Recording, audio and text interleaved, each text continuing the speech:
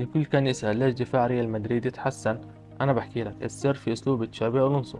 ريال مدريد في مباراتين استقبل 4 تسديدات على المرمى، والأهداف المتوقعة الإكس جي كانت قليلة، نص من مية ضد أوفيدو وربع بالمية ضد أوسيسونا. هاي الأرقام مش بس صدفة، السر إن تشابي ألونسو ما بيعتمد على الدفاع التقليدي، بالعكس هو حول الهجوم لدفاع في عدة أمور: الضغط العكسي وسرعة استرجاع الكرة. هاي أهم نقطة. أول ما يخسر الفريق الكرة اللاعبين بينقضوا على الخصم فورا، ما بيخلوا الخصم ياخد نفس ولا مساحة يفكر فيها. حتى لو ما قدروا يقطعوا الكرة مباشرة بيعمل فاول تكتيكي عشان يوقفوا الهجمة. هذا الأسلوب خلى المرتدات الخطيرة على ريال مدريد شبه معدومة بأول مباراتين، وهذا هو السبب الرئيسي في ضعف خطورة الخصوم. 2. مسك الكرة سلاح دفاعي.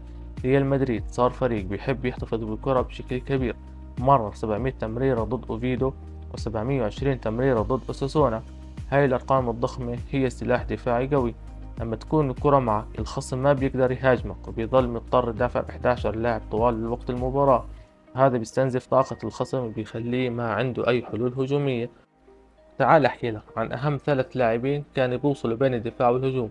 طبعا في آخر مباراة الأداء الدفاعي القوي مش بس مسؤولية المدافعين، في لاعبين بنص الملعب مع المدافعين اللي بيبنوا الهجمة كان إلهم دور كبير في الوصل بين خطوط الفريق، وهاي أبرز أرقامهم. دين هاوسن، هذا اللاعب كان مسيطر على كل إشي، هو اللي ببلش الهجمة من ورا، عمل 17 تمريرة لقدام، وهذا رقم كبير لمدافع. كمان لمس الكرة 113 مرة، وكان أكثر لاعب بالملعب لمس الكرة. وهاي الأرقام بتوضح قديش هو مهم في بناء الهجم وكسر دفاع الخصم. شواميني كان حلقة الوصل اللي بتنقل الكرة من الدفاع للهجوم، مرر بنسبة نجاح عالية 93.4%، وقدم 12 تمريرة لقدام.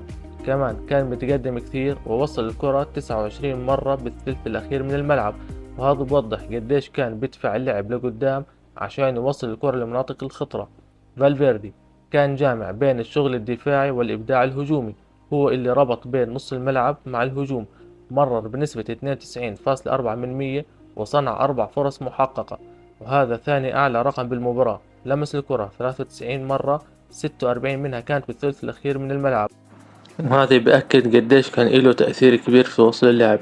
وهيك وصلنا لنهاية الفيديو. إذا عجبك الفيديو ما تنسانا من اللايك والاشتراك ودعم الفيديو. والسلام، مسك الختام. سلام.